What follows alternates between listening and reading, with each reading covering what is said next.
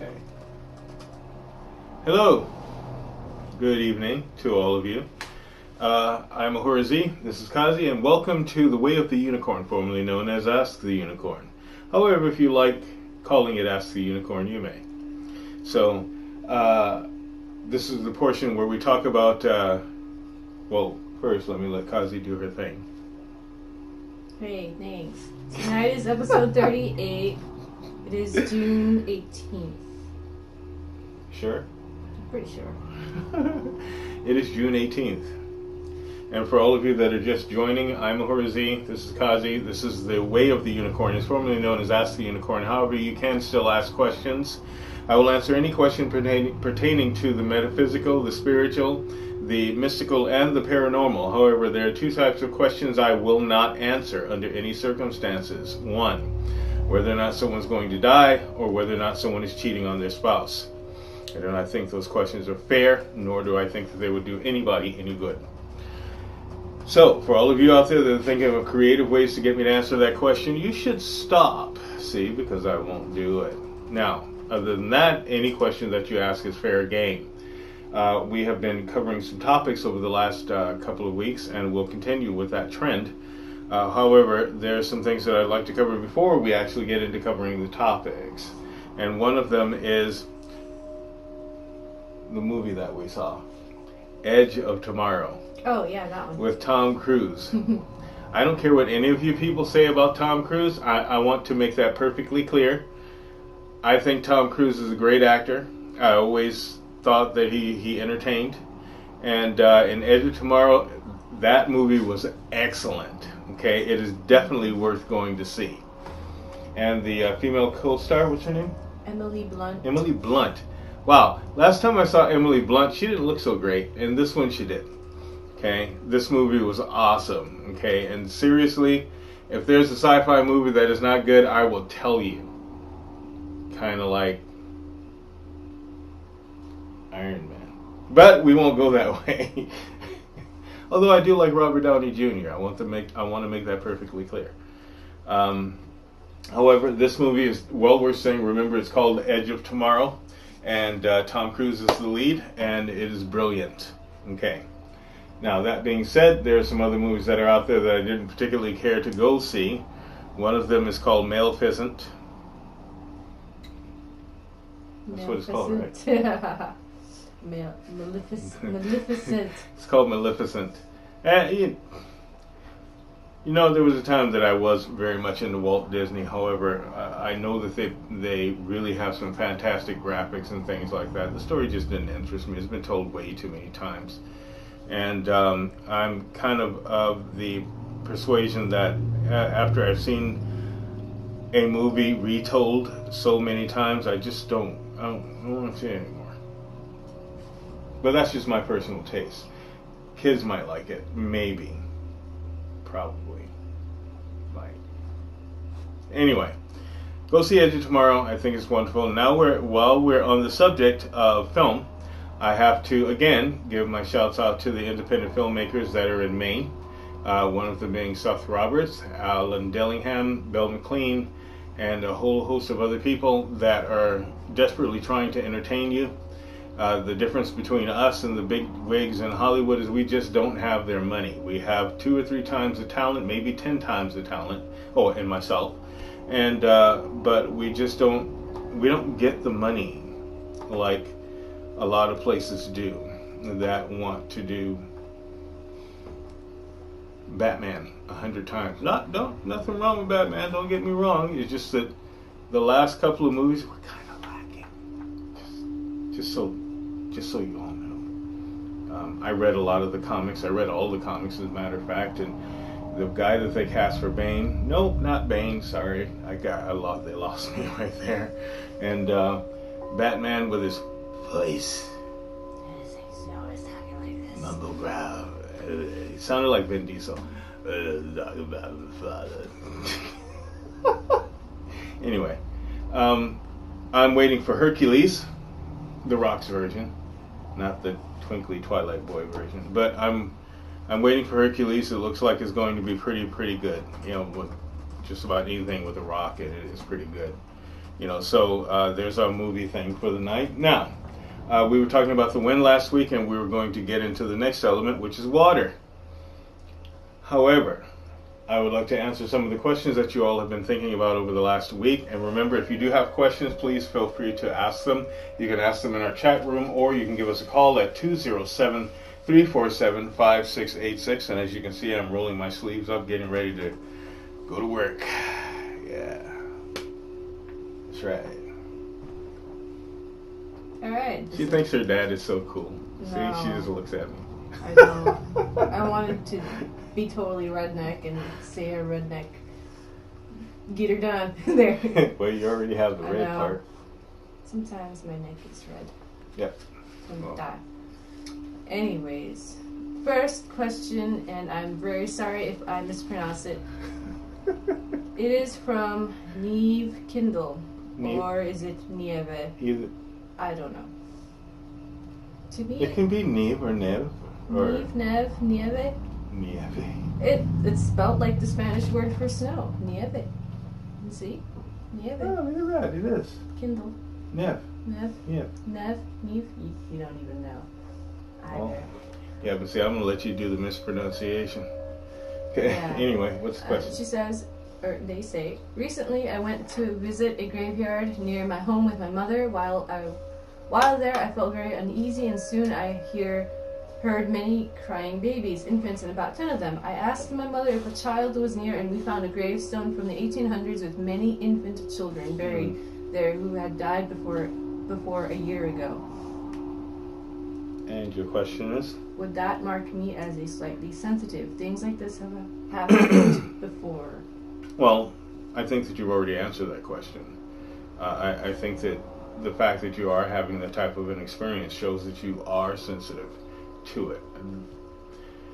When people call themselves asensitive, that's not really correct. You are sensitive, okay?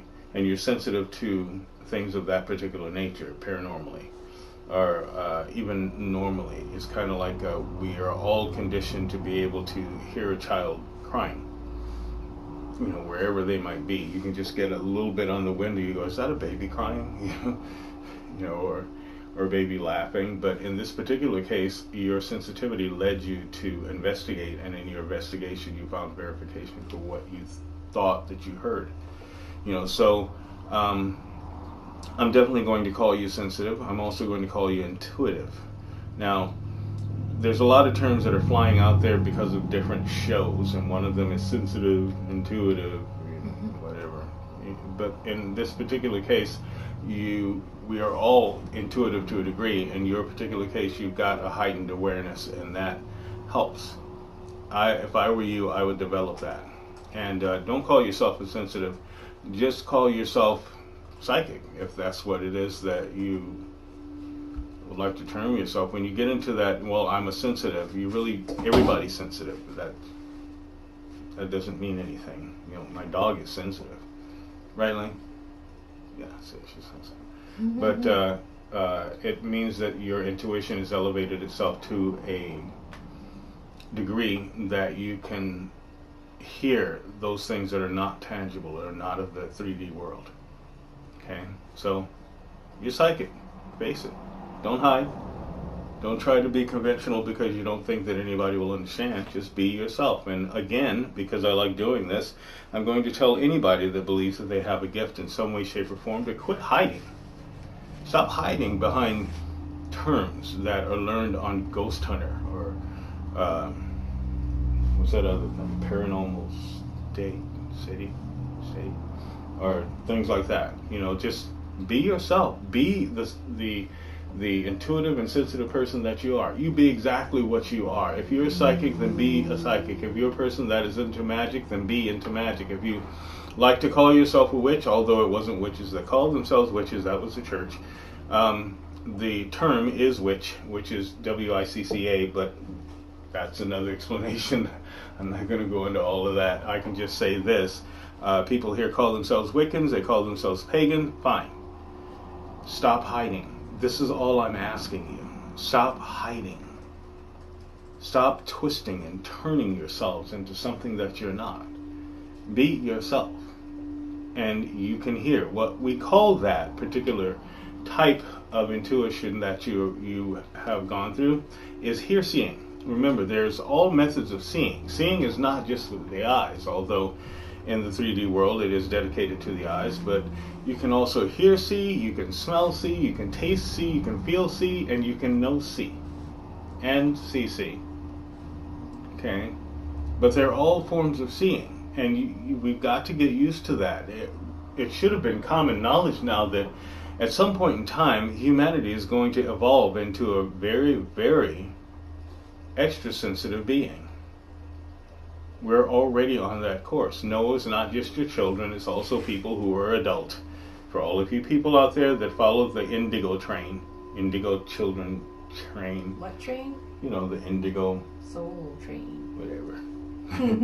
You know, for all of you people, listen, it's not just the children. Oh, children are so sensitive. Everybody is sensitive. We all are sensitive beings. This is a psychic planet, okay? Like it or not, this is a psychic planet. And each one of us has a level of psychism, and we might as well start getting used to that. Not only getting used to that, but explore it. Stop hiding, for goodness sake. You know, the way that I think about it is, yeah, we're haunted by a lot of religious castes and a lot of just stodgy people that say, well, witchcraft is bad, and magic is bad, and so-and-so is bad. But I seem to remember, and this is actually in the Bible, where even after Jesus did all of his miracles and did all of these wonderful things to help people, they called him a witch, they called him a devil, they called him the son of the devil, they labeled him a sorcerer and every single thing else. So either way, people are just going to look at you the way that they look at you. So you might as well just be yourself. And if they say that person is being themselves and they're into magic, awesome. Because see, look at my face. Look at me, really. Does it look like I'm hiding? Okay? Really, does it look like I'm hiding? I am so far into mysticism. Mysticism is my life. Magic is my life. Paranormality is my life. Spirituality is my life. Okay? And I will tell anybody at any way, at any time, yes, this is exactly what I am. You can call me whatever you like to. The term I prefer is universal servant. I'm good with that. Or unicorn, because that's exactly what I am. No, I'm not going to sprout a tail and grow a physical horn out of my head. But this is who I am. Don't be afraid anymore. Okay? And if you need someone to back you up, I'll back you up. How does he back you up too? Yeah. Ling will back you up too. Okay, so he's being good. Kid's a good girl. Okay. All right, so I hope that helps you out. Yes, you are definitely sensitive, and you're definitely intuitive, and you're definitely psychic. All right, so what do we got next? This next question is from Darlene. I think you should read it before. I don't know if it is permissible to. Let's see. Let me scroll up. Scrolling up. Let's see. Right there.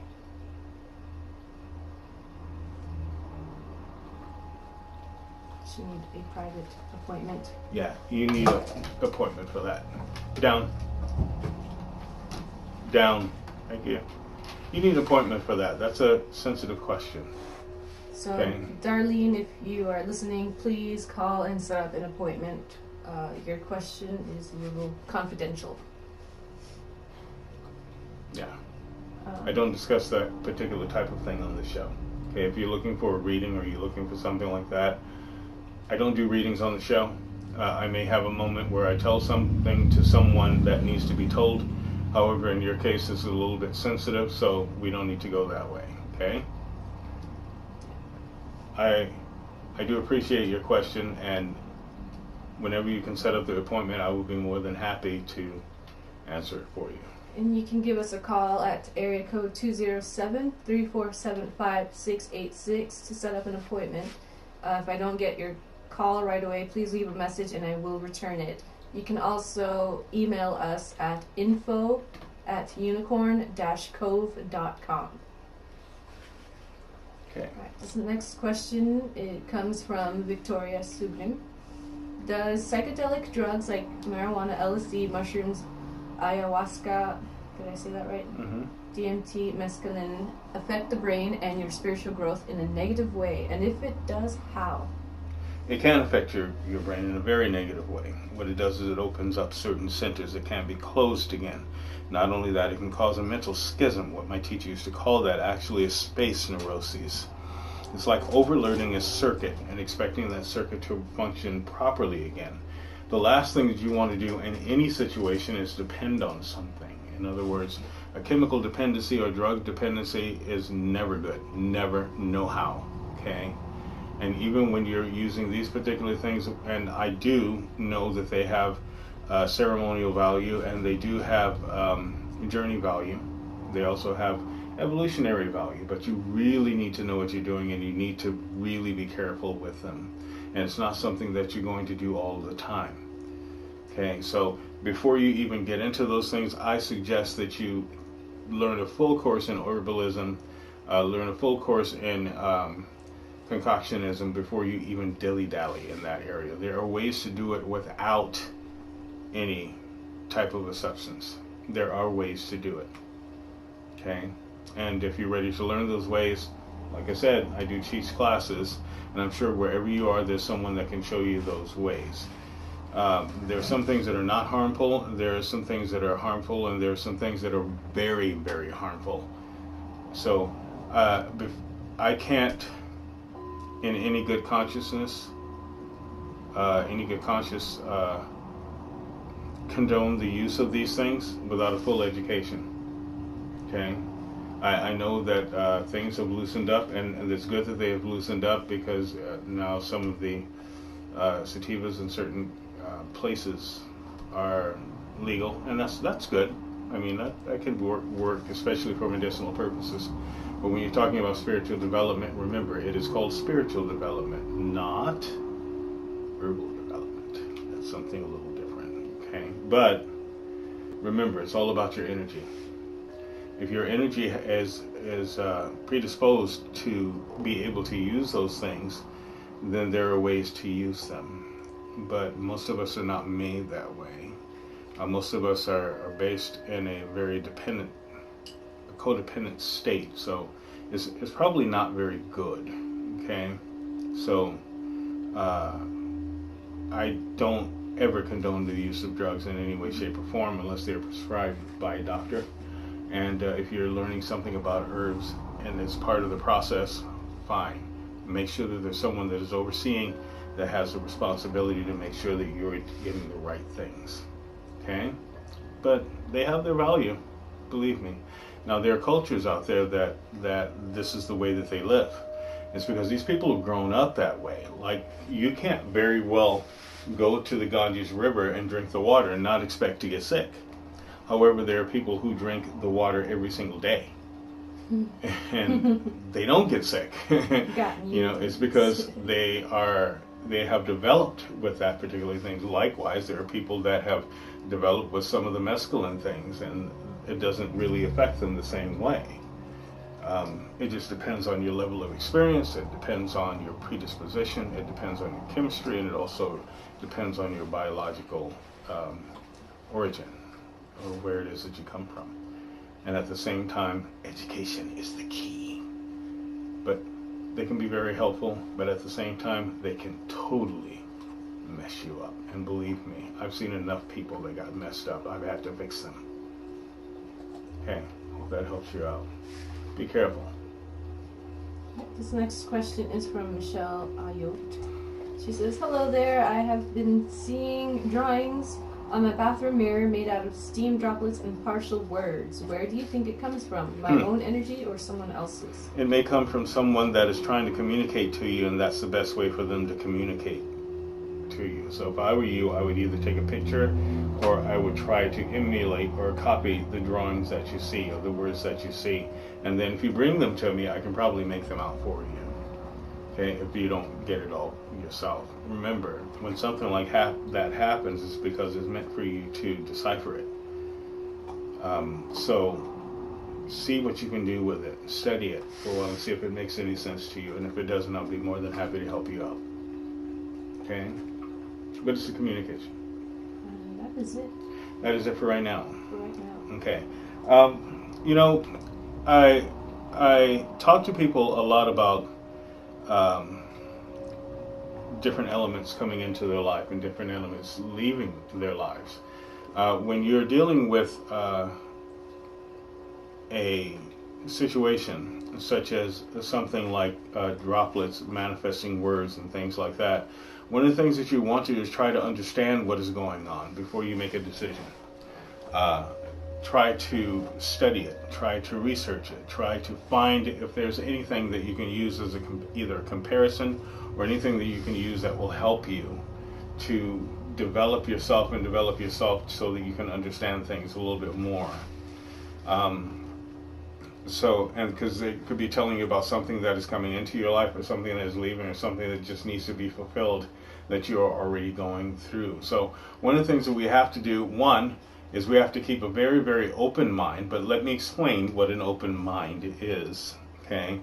An open mind isn't just accepting every single thing that comes around and saying, well, I'm keeping an open mind, so I'm going to accept the fact that that bug just decided to fly in my eye, for no apparent reason, and then laugh at me because I tried to catch it.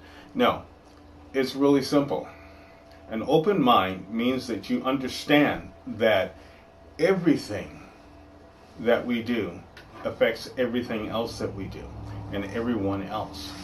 So we accept everything as a possibility, or as a probability, or even a plausibility. But that doesn't mean that we have to agree with anything, okay? You still keep an open mind by disagreeing with something, or by saying, no, I don't want that particular thing in my life, or by saying, I'm not willing to look at that right now. Your mind is still open, so don't let someone tell you that you're closed-minded simply because you don't agree with them. To be open-minded says, okay, I accept the possibility that all these things can happen at any moment in time. In fact, they may happen. But that doesn't mean that I have to agree with it, nor do I want it in my life. So keep an open mind to all the things that you are seeing, or you may see, or you have yet to see. But at the same time, keep your will. Be strong enough to say, I see that's happening over there. That's not something I want in my life, so I'm going to walk this way. I'm going to walk the other way. Okay? Don't just be a victim. And at the same time, don't just shut out light because it's light. Look at it and then make a simple choice. If you do that, then you remain open-minded, but you'll keep your stance and you'll remain firm and grounded. Do you understand? That should answer a question for a couple of you, actually. So we're talking about the elements, and one of the elements that we're talking about is water. Water is the great cleanser. It cleans just about everything. It washes away the ashes of the past. It can take the form of anything. We've talked about this. We've all had, the science lesson. This is whatever you pour water in, it will take the shape of, and this is very, very true. But water has a brilliant property. It can clean both inside and outside of something simultaneously, and at the same time keep it alive.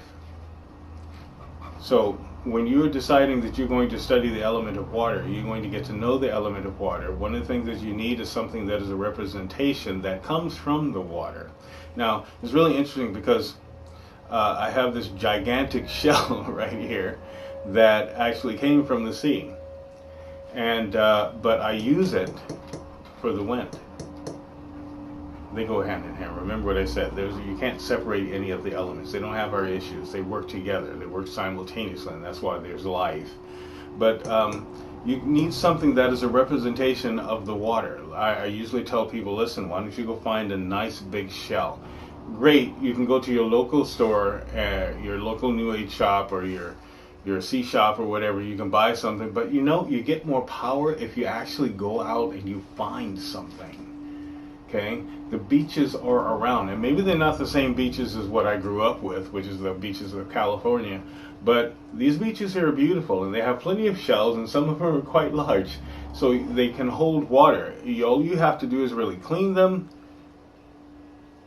polish them, make sure that you can charge them, and make sure that they're going to do what it is that you want them to do. Remember, it still comes from the sea, so you get a lot of people that swear by sea salt, but in truth, sea salt has the same property as land salt. I just want to say that really quick. It does pretty much the same thing. It may taste a little different, but it does pretty much the same thing.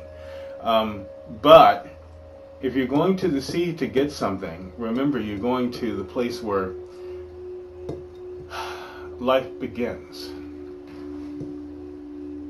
So you want to go and pick out something yourself.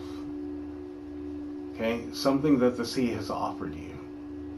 And believe me, the sea is very, very giving. Very, very giving. The element of water is so giving. You'll find something and it will stand out for you, and you'll pick it up, and you need to do something to make it good. But if you just go to a store, someone else has already done it, which basically means that they have already put their thought on it. You're probably going to have to get their thoughts off of it so that it can work for you. So, I'm going to... What? A viewer asks, what if you don't have access to the sea? Well, if you don't have access to the sea, see if you can find someone that is willing to send you something. Okay? Someone that does have access to the sea. Maybe they'll send you just a raw shell for you to do things with yourself. If you need a shell, you can always write us. We'll be happy to send you one. We have plenty, that we can just go pick one up and, wash it off a little bit because it's got little parts on it and, and other stuff. So clean it up, put it in a little plastic baggie. I'll make sure that none of the residual thought is on it, and then just send it to you, and then you can go from there.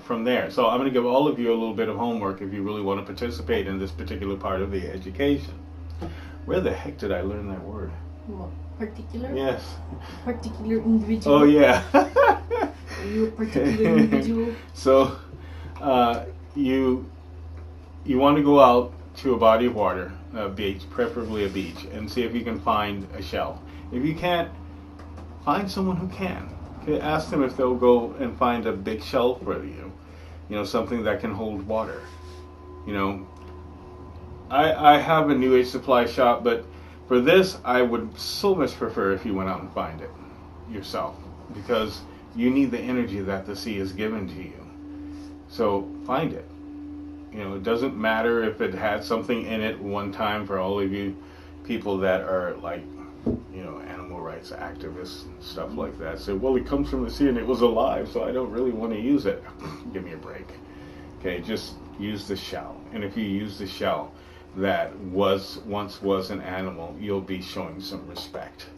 Okay, because you're using it for your own development, and also so that you are building a relationship with water, much like I told you about building a relationship with the wind. And we're not done with that yet. I'm just going to go through different elements, and then we'll go back and recap a lot of things and open them up widely. So see if you can find someone that does have access to seashells.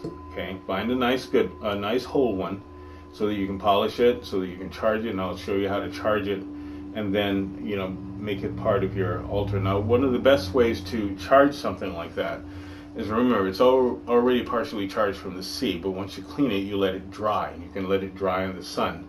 And I kind of have to say a few things about that. There's this thought that goes around that says, well, you don't want to leave your crystals in the sun because it might ruin the color. Huh? Whoever told you that is full of caca. And you can tell them that Ahurzi told you that. The sun revitalizes things, and it will revitalize even your crystal. Yeah, because the sun is bad. Yeah, people just come and tell them, I thought you weren't supposed to put them in the sun, because if you do, then it will cause the color to fade. Yeah, that's only if they're fake. Okay, so, you can use the sun to charge, but I usually use candles, and I usually use tea lights, and what I do is I make a clock formation, and what that is just put the tea lights in 1 to 12 position in a circle, and put whatever it is that I'm charging on the inside of it, so that it can just, receive the energy of the flame and also receive the energy of the night. One of the best ways to charge something that we don't always have privy to is in a lightning storm. if you have a dagger or you have a sword or you have an object that you know that is a focal point for energy, if you left it out in a lightning storm, it would be charged. It does no, you don't have to leave it sticking in the ground so it gets hit by a lightning bolt, nor do you have to go outside and hold it. You just have to you just have to leave it by a window someplace, or you can leave it outside if you like. And if it does get hit by lightning, well, Get another one. Get another one. But you can leave it someplace that it will at least get the light from the lightning. To receive the light of lightning is to receive some of its energy as well. The same with the sun. To receive the light of the sun is to receive the energy. To receive the light of the moonlight is to receive its energy. It's just the way that it is. Okay? And if you keep things of a magical nature very, very simple, you'll understand and you'll receive the power that you were looking for. You will receive the magic that you're looking for. So, we're talking about water. So, it's probably not a great idea to take seawater home unless you have an aquarium that you can deal with that, because most of the seawater that you will probably have access to has got a few little contaminants in it that may or may not affect you in a bad way. I'm just going to say that if you go out offshore somewhere and collect some water, you probably stand a better chance as long as you keep it filtered and all that good stuff. All you're looking for is a shell. You're looking for something that is a representation. If you really want to get creative about it, one of the things that you can do is just put together an elaborate aquarium and then have some of the living creatures in it. What better homage to water than that? Okay?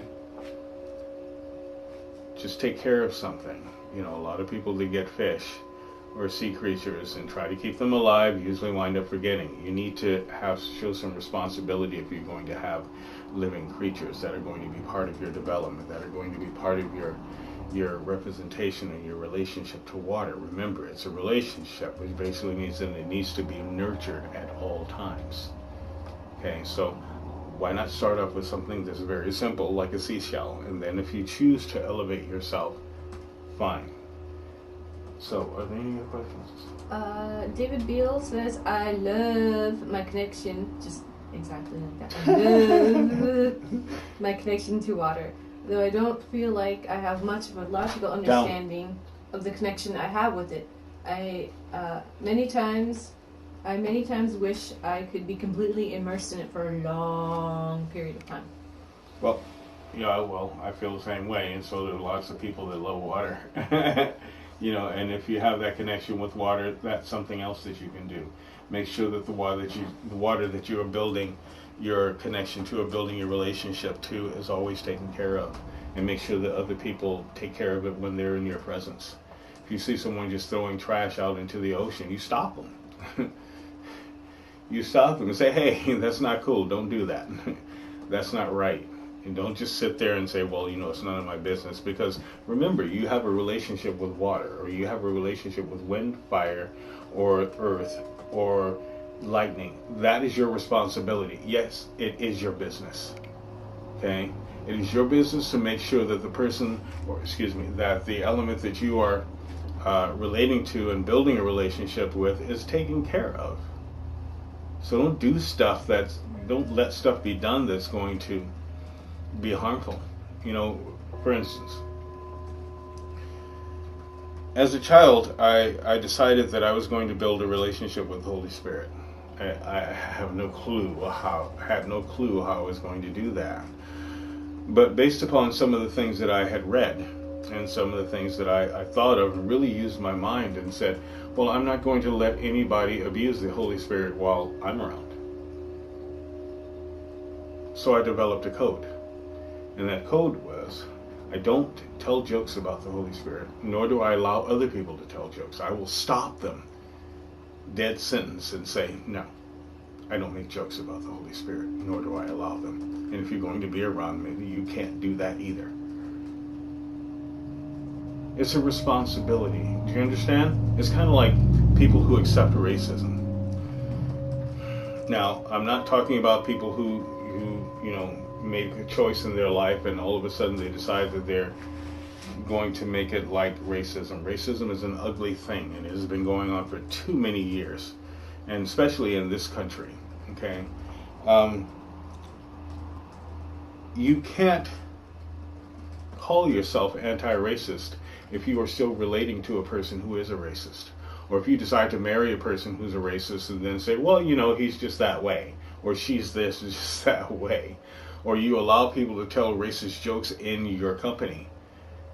You have every right to stop them and say, no, that's not cool. Don't do that around me. You can do that around other people, but don't do it around me. And if I hear you doing it again, we won't be friends anymore. You need to make an example. You need to teach people that they can't just go around abusing things. It's down that page. Okay? You need to teach them that it's not okay. It's not okay to be a sexist. It's not okay to not like someone simply because they've made a choice in their life. It's not okay. And you need to let people know that. You have every right to. And yes, it is your business. If you see someone, if you see a child that is out yelling and screaming at its mother, because I've seen that a lot and I've stopped them from doing it. Mommy, I hate you, blah, blah. No, at that moment you need to say, hey, that's enough. Because you wouldn't do that to your mom. So why should you allow anyone else to do that? You don't want water to be abused around you. It keeps you alive. So why should you allow someone else to abuse it?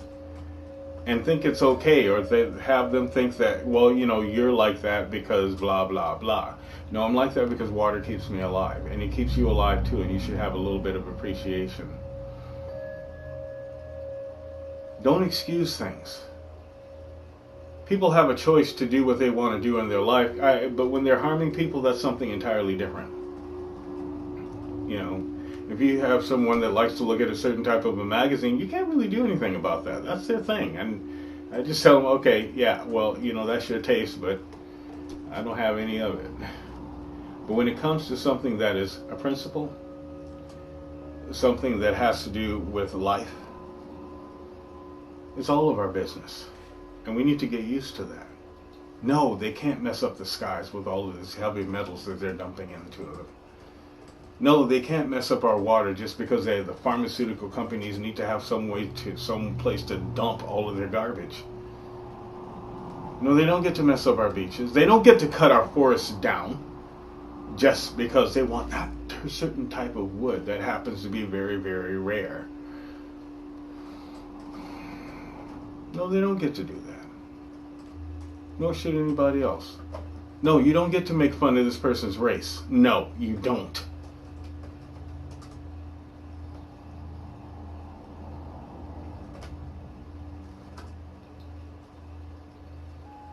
You don't get to treat women a certain way just because you like the way that they look and they didn't pay attention to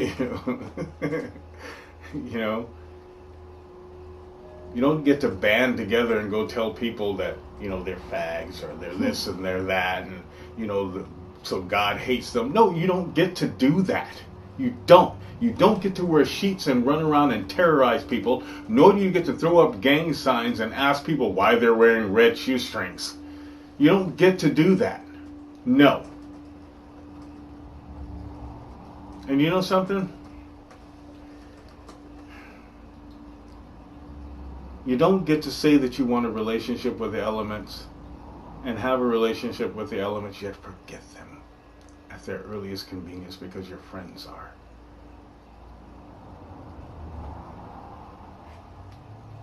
So, I haven't ranted about anything yet, but I shall curve away from this particular thing before I do. All right, what have you got for me? David Beale says, however, I feel like when I meditate, I use candles. The candles feel like people that are with me during meditation. I haven't tried using water in a meditation yet, so I don't know if it would have the same effect. Well, I'll give you a way to use water in a meditation. One of the things you can do is get a big bowl, and preferably glass or metal bowl or crystal. If you're feeling really new age, you get a crystal bowl. Fill it with water almost to the top. Take your hand while you're sitting and just lightly put it in the water all the way in, and then take it back out. Do this over and over again.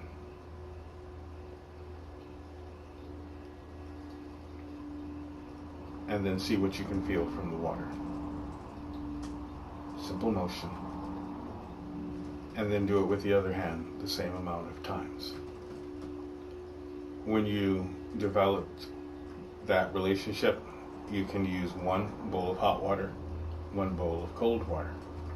And what you'll do is you'll take your dominant hand and you'll enter into the hot water, say about 30 times. And then you'll take the same hand and go into the cold water. And then you'll take your not dominant or recessive hand and you will go to the cold water 30 times and then to the hot water 30 times. By the time you've done that, you will have released many of the things that are inside your body that don't need to be there. And that's part of that meditation, just to let it go, to give it back to the water so that the water can rejuvenate itself and rejuvenate you. So that's one way. Remember, I had you do that forever. There was so much water everywhere. I was trying hard not to laugh because I was like, splash, splash. And then we moved on to sand. Mm-hmm. And then stones. Right now we're discussing water. Yeah. Okay, so try that Yeah. and see how rewarding that is. And then you have me washing my hands like 100 times. 100, many times. Yeah. There are lots of parts to this particular meditation. However, I'll start at the beginning, and that is the beginning for you. And then you can tell me what it is that you've experienced from that. Okay. So what else have you done? That's it. That's it? Yeah. Okay, for those of you that do have questions or you want to talk about anything, you can give us a call at 207-347-5686, or you can go to the site.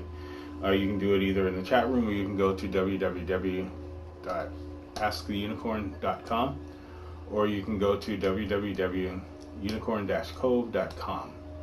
Okay? I like questions. I'll answer any question you have. I've already told you the two types of questions that I do not answer. If you have any thoughts, just much the way that Mr. Beal did, that you would like to voice, we welcome the comments as long as they are civil comments and as long as they are within the boundaries of the integrity of the show. Oh, somebody's calling. Let's see who it is. Oh, it's Elise. Oh, it's Elise. Okay, talk to her. Hello. We got it. Got it. Hello.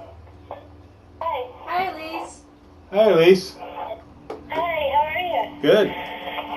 It's nice to see you there. Yeah, nice to hear from you again. I had this really weird dream last night. It doesn't really have anything to do with water, I don't think, but is it okay to ask it anyway? Sure. Okay, I dreamt that I was in this place with these extraterrestrials, and they were, they sort of looked like grays, only they were really bright white and they had big blue eyes. And they said to me, if you put your hands over these vegetables, and I was like in a vegetable garden, if you put your hands over these vegetables and command the DNA matrix to line up with God's DNA matrix, then you will dissolve all the heavy metal toxicity and pesticide residue out of these vegetables. Okay. And that's all I remember from the dream. I don't know what do you think about that? Well, it's long been proven that whenever you invoke the creators of the universe to do things such as bless our food, or to transform our food, or to transmutate our food, then it goes through a transmutation or a transubstantiation. That, I guess that's what that would be called. And you know that. It's one of the things that we base saying grace over. I ask that you change this food, make it good, nourishing to my body. In the name and nature of the Christ, I know it's Jesus, so it is, so it is, so it is. And at that particular moment, you know that it's been changed in some way. You're maybe not sure. But in that particular case, what that was doing was just giving you a very concrete way to do that. Oh, okay. Okay, you've always done this, Elise. I'm sorry? You've always done that. I wasn't really sure if that was like a real experience or that was just like a sort of a telepathic experience that I had. Well, a telepathic experience is a real experience. Hence, you're talking to a telepath. And it's a real experience. You know, you kind of have to look at it that way. Because remember, Oh, okay.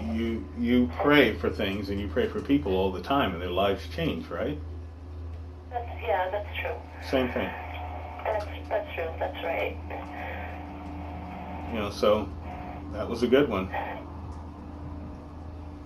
Okay. Okay, thanks. No problem. Yeah. So how have you been? I'm doing okay. We've been getting some artwork orders, and things are changing around here. There's Yeah, more positive energy around our area and things like that. that's awesome to hear. That's good. Well, you know, the summer does kind of help with that, and you're doing the work that you're supposed to be doing. So I would imagine the positivity is finding you greatly. Yeah, been doing a lot of prayer walks and things like that, and try to treat people good and try to bring out their intrinsic value, the part that God created, and so people are responding like in kind, I think. Good. That's always good to hear. Anyway, tell. Well, I really appreciate that you guys are in the universe. It's really, really good. Well, thank you. We appreciate you too. Hanging out there. Tell Talmadge I said hello. I will. Thanks a lot. Tell everyone I said hi. Everyone, Elise says hi. Hi, Elise. Hi. Okay. All right, I'll talk to you soon, sweetie. Thanks for calling in. You're welcome. Bye-bye. Bye-bye. And Heath popped in and says, "Looking good." I know. No, just kidding. Thanks. My eyes got really round and big. Freaking me out. I'm just messing. So if you have any other questions, please feel free to ask them. You know, I know that I ask you all for questions all the time. The topics that we will be that I'll be teaching in the class should help you to negotiate your day and even your weeks. Now, I want to point out something also. During the week, if you happen to miss the live show, you can always catch it on YouTube, or you can catch it on Facebook, because we put all of the shows on Facebook as well, on my Ahura-Z Delisa page and also Ahura-Z Metaphysician page. So you should be able to see the broadcasts. You know, all you have to do is check them. And you know, we're all the time looking for better ways to improve the show. And so if you want to help us out, you can always go and make a donation to the show, and we will use it to get more stuff, maybe get a better camera, get more lighting, better lighting, and maybe a big place, and we can have guests come in. Because right now, you were in the Unicobia Pictures studio. All like 200 square feet of it. There's that much room No. in here? No. Okay, so like Okay. 3 and It's like 50 square feet.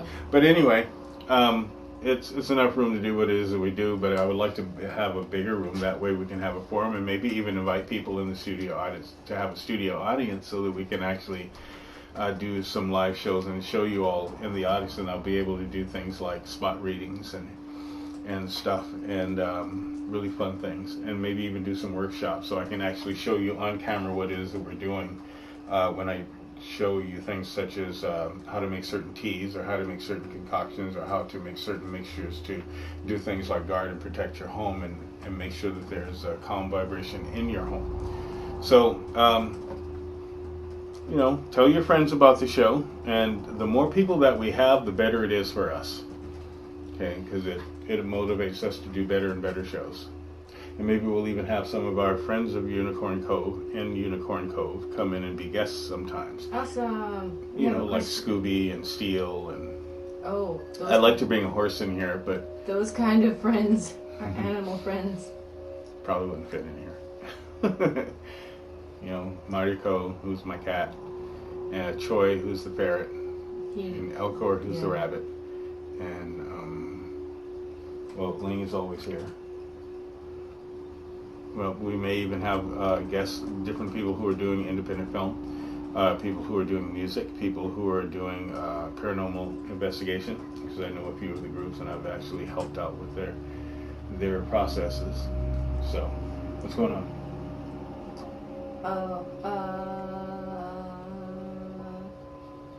had a question from Jolana Bean. Hello. Hi, Jolana. Did you know she was raised with macaws? Yeah. Awesome. Okay.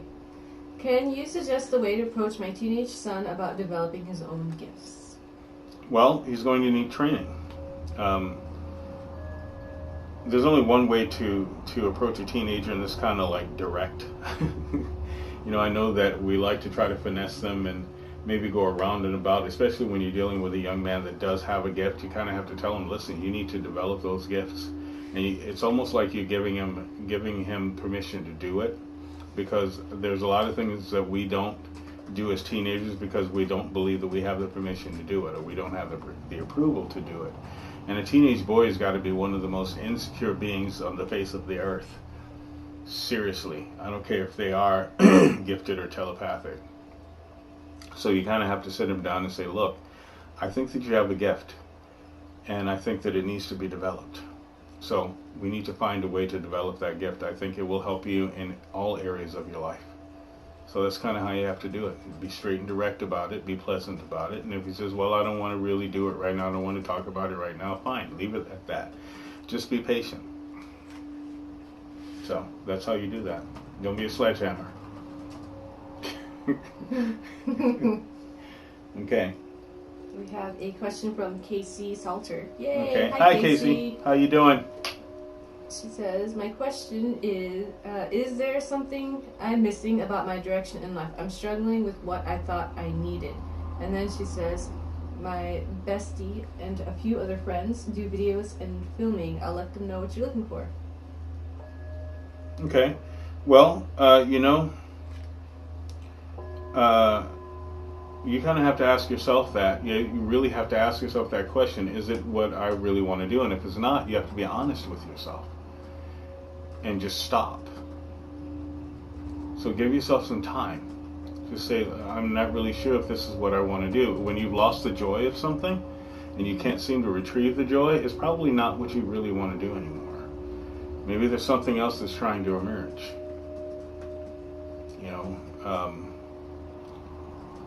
I would have thought that you would go the route of the arts. I mean, your energy is really quite wild, and I kind of read you the last time that I saw you, and it seemed as though you were trying desperately to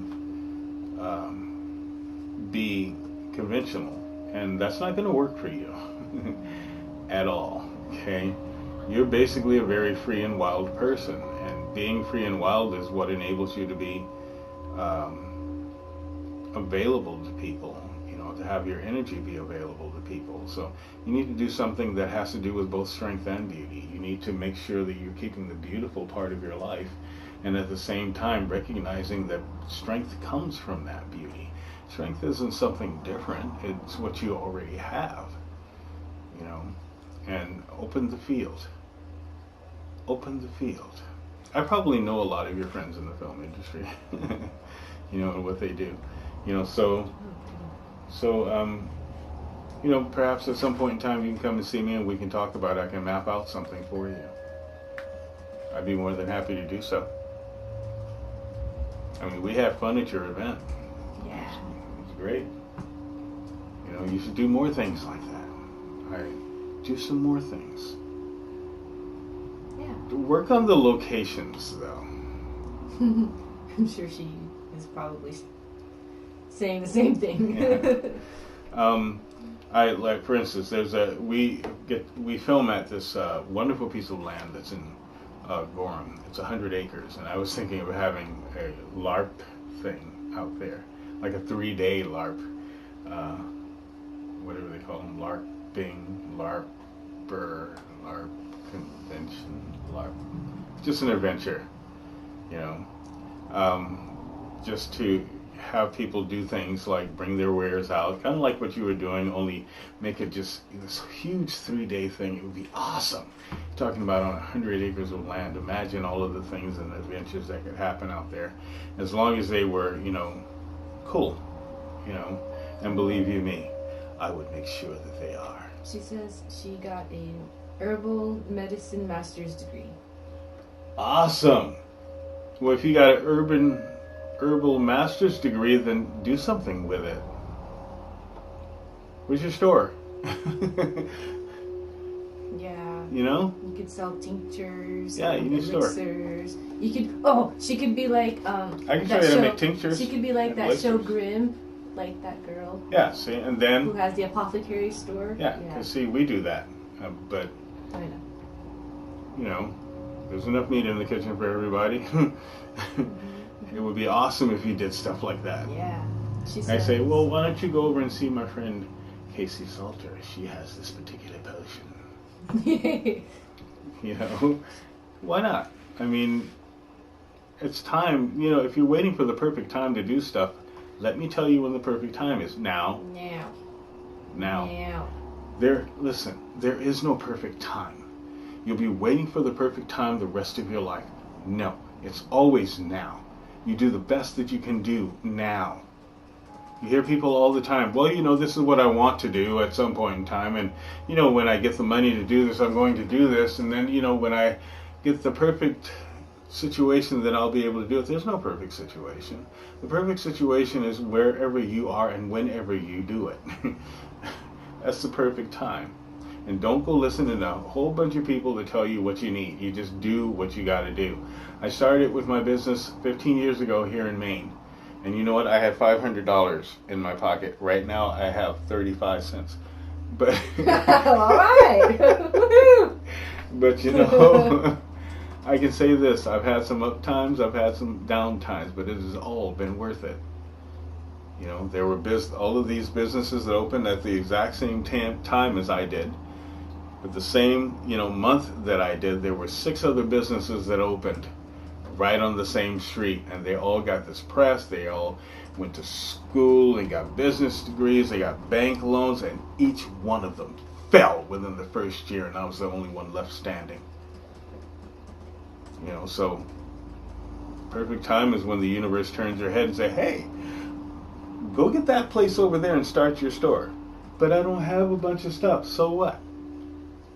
It'll come. Like I said, come see me. We'll sit down and we'll map out something for you, okay?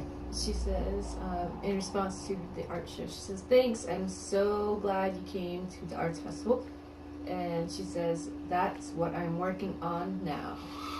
Awesome. Good. We have a couple more questions. Okay, what you got? We have a question from Elise. She says, we found out that when we sing praise songs to God into water and put the water into our refrigerator, the food stays good longer. What do you think about that? Well, it's pretty self-explanatory. It's the vibration of what it is that you're singing that has changed everything. It changes the water, it changes everything. Remember, there have even been scientific studies that showed that when you use a certain vibration and use that vibration in water, it changes the very molecular structure of the water. And if you change the molecular structure of the water, you pretty much change everything. I've known that for years. What I call it is vibrational frequency. Other people call it other things. There are people who call vibrational frequency other things. But basically, if you can find the vibration of something and you can change the vibration of something, you will affect it. It's just the way that it is. Remember, everything that there is has a vibration. Even those things that we look at that seem to be static or seem to be being still, they still vibrate at a certain rate. To change the vibratory rate of those things would cause them to change. Solidify, deteriorate, move, not move. In fact, I proved, 15 years ago? Somewhere around there. 20 years ago, actually, that I could cause things to move using sound, to levitate off of the ground. I also shook a bunch of stuff in a building. That was fun. Remember the sound curtain? I created a sound curtain, a curtain of sound. It was awesome. Shook everything in the whole building off the walls. That didn't go so well, but all the same, it still happened. I mean, so, and when I tested it on the water, it causes the vibrations of the water to change. They would change their patterns, they would change their directions, some would be very violent, some would be very easy, and that would create circles and other patterns. And then it's really funny, because if you look on YouTube now, there's a bunch of scientists, or people who call themselves scientists, that are just now getting to that, and they think it's such a big deal. It's not a big deal. Scientists have discovered that you can cause levitation using sound. Yeah. There were people who knew that even before me. And there were people who knew that before those people. It's not new. But you go get a white jacket, you pour Mentos into Coke, and they call you a scientist. So, just ridiculous, really. But yes, you can change the pattern of water. And if you change the water, you change everything. Okay, what else have we got? Anything else at all? Yes. Casey says, I will come see you, and thanks, I feel you are spot on. Thank you very, very much. And Michelle Yote says, could you explain the difference between telepathic, psychic, intuitive, and medium? Well, everybody's intuitive. Everyone is psychic. And what happens with psychism is it mutates into a form that is called telepathy. And I don't know how long that takes. What I can just tell you is that a psychic usually depends upon energy impressions from something or someone. And what they do is they decipher those energy impressions, and it gives them what it is they need, any information that they need. I don't need those things. As a telepath, I'm straight information. It just moves through every single thing. And usually it's like watching 12 different televisions. Sometimes it's 15, but mostly it's just 12. And then each of those televisions has an alternate of what it is that this particular person is going through. And then all of a sudden, all of the TVs will turn off except for one. And I get the straight information from wherever that person is. Even if I have never spoken to that person before, I can tell you about the person or what it is that they're going through and what the solution is. Remember, there is no real separation in universality. Time and space is something entirely different, and both of them are just...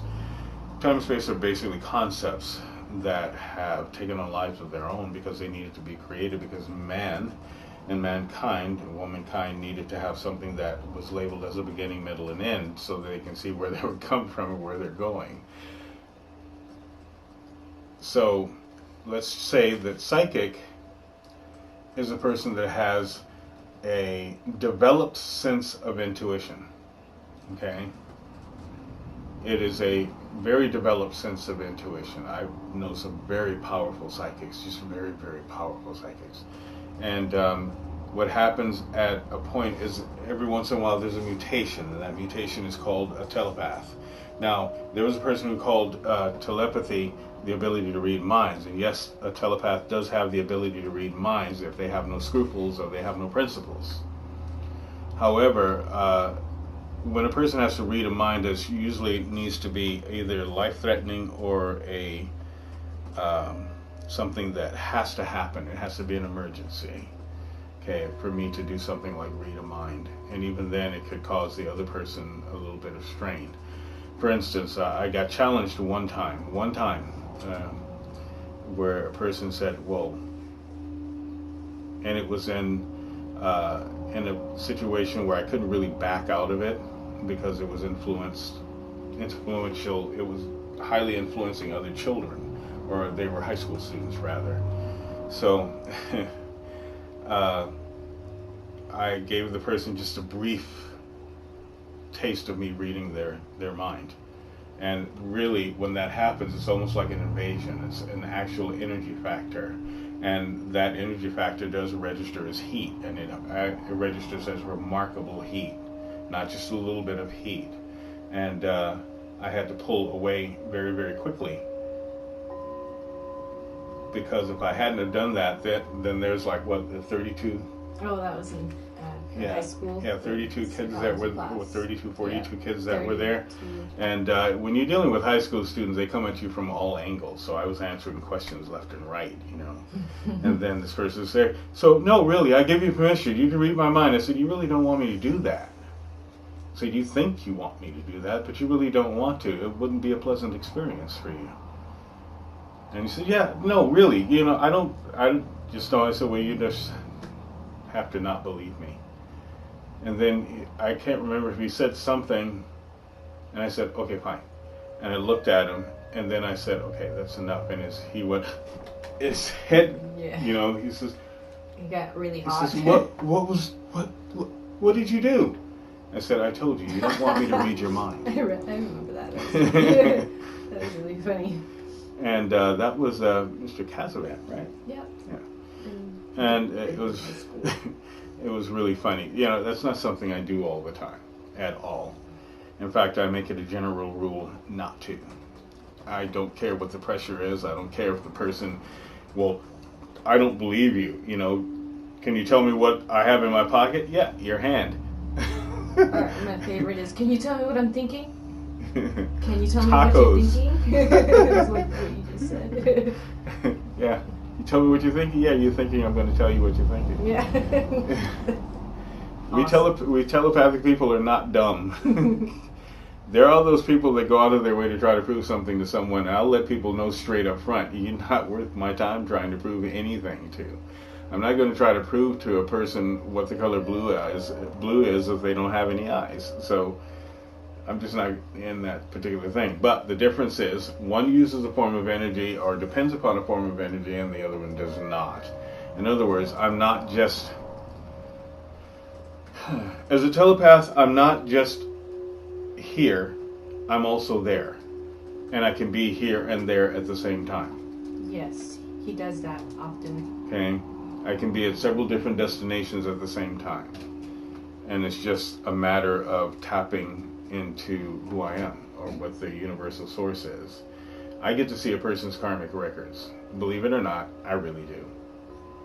And don't ask me why, because I don't have an answer for you. You know, the only thing I can tell you is this. I got shown the record maps, the karmic maps, and I looked and said, why? Why? What am I going to do with all of this? Well, I found out later what I got to do with it. So I still get to do with it. Now, a person who's just sensitive, we are all sensitive, as I explained earlier. And a person who is intuitive, we are all intuitive, as I explained earlier. This is a normal course of life. It is a simple evolution. And in truth, I believe that we de-evolved a bit. Because I know that there was a part in time where we depended totally off of the oneness of all beings and all people. And that was a part in time where we could actually sit there and talk with all of our animals instead of hiring an animal psychic that can tell you just about anything, and you can't talk to the animal, so you don't know. But there was a point in time where we can do that. I can still do that. Not all animals want to be talked to. Not all animals are open. They're just like people. Yeah. Sometimes they do. Like, I love horses. I mean, I love animals. I mean, I don't love animals the way that my wife does or Kazi does, but you know, I do love animals, and I have found a very profound love for horses. You know, they talk really, really beautifully. But you know what? They think we're a bunch of loud buffoons, and we are. You get people, you know, that thing that they like to call people, oh, well, he's a horse whisperer. You know why you whisper to horses? Because we're freaking loud, okay? And we hurt their ears. It's no, you just whisper to them. You know, use a soft voice. Use your inside voice with them. They can hear you. And when they know that you're doing it because they know you can hear them, they respond entirely different. Same with dogs, same with cats, same with birds, same with bugs. Bugs listen really, really cool. Except for wasps and ants. They don't listen so well. That's because they need to be destroyed. Oh, And yeah. mosquitoes. There's no real good reason for mosquitoes. So, but pretty much that's it in a nutshell. There are different evolutions, or there are different wavelengths. Not one is better than the other. They're just very different. So if that helps you. Any other things? Yeah. Okay. Well then, what I'm going to do is I'm going to end tonight's show. I'd like to thank you all for checking into us and watching The Way of the Unicorn, Ask the Unicorn. Tell your friends about the show. Remember, if you have questions, write them down. I will be more than happy to answer them. We will conclude our brief synopsis of water next week, and then we will go into earth. That's so awesome. Okay. And so bring your notebooks and your pen and be ready to take some notes. And if you have any questions about anything that has been taught this week, feel free to ask. I can be reached at www.asktheunicorn.com, www.unicorn-cove.com. You can check me out on Facebook. You can give us a call and set up an appointment. I do teach classes. The classes are in 6-week increments. I do not teach for free for all of you that think that I might. I used to. I don't anymore. But I will be more than happy to work some things out with you. Okay? I do seminars. I do readings. I do telepathic counseling. I do soul retrievals. I do regressions. I do healing. And no, it's not Reiki. Okay. I know what Reiki is for. And I've used Reiki most of my life, being a martial artist. But what I do is called Unicorn Light Healing. I've done it for many, many years. And is my own particular brand of healing, and I do teach that. I teach both manual arts and spiritual arts. So if you want to learn how to paint, you want to learn how to do music, sculpt, you want to learn to dance, you want to, have voice lessons, I am qualified to do all of those types of things as well. Write poetry, write a book. Books aren't that hard. It's just that you have to be willing to sit down and do it. There's a basic structure. Among other things, if there's a certain form of martial arts that you would like to learn, the martial arts that I teach are Aikido, Taekwondo, Tai Chi, and basic Shotokan. Okay? And I teach weapon using. In case of a zombie apocalypse. Actually, I teach sword play and the discipline of the sword so that you can keep your mind focused. Focused mind, focused sword. So, until next week, again, thank you for joining us. I will see you real soon. Have a beautiful evening. Night-night. Night-night.